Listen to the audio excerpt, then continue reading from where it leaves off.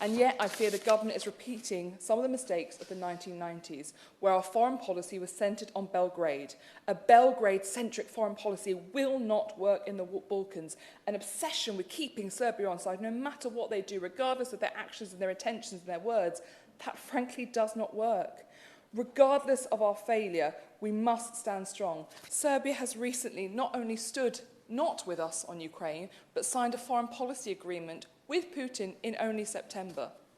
Why are we running around desperately behind somebody who embraces autocracy day after day after day, when those who are vulnerable are our democratic partners living up to the commitments we set by them? We ask Bosnia to be democratic. We ask Kosovo to do the same. We ask them to follow EU accession. We ask them to move towards NATO accession. They are doing this, and yet we punish them with no punishment for Serbia? I will come on to this more shortly, but this is the area of deterrence diplomacy, and we are currently being found wanting. Then fast forward, we see mayors trying to take up their electoral positions.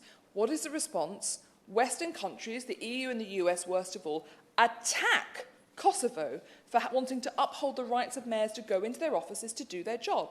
We then saw a brutal attack by Belgrade-backed, funded and armed militia on KFOR, with 26 military officers being severely wounded or hospitalised. What was the response? To criticise Kosovo. How dare Kosovo have created this situation when we know it was Belgrade-funded militias and the situation was ultimately created by Belgrade when they said do not participate in the elections. So that is why the security picture is so severe. For too long, we have failed to call out the armed Serb militias operating in the north of Kosovo, and the government is very well aware, with the Fusiliers having only just returned from Serbia in KFOR, that there are weapons being smuggled across the border from Serbia into Orthodox churches in ambulances. When our troops become aware of these and try to get permission to go and get them, the permissions take too long. And by that time, quelle surprise, an ambulance has turned up at the church, taken all the weapons, put them back in and taken them out again. At this point, I would touch briefly on our export policies towards Serbia. I am gravely concerned by the fact that we are selling small ammunitions to Serbia. I question, given the counter-terrorism police, the same police who carried out those attacks and kidnapped 3 Kosova police officers, how do we know that nothing we have sold to Serbia is being used in those contexts? And I would urge an urgent handbrake to be put in place in terms of all export sales to Serbia.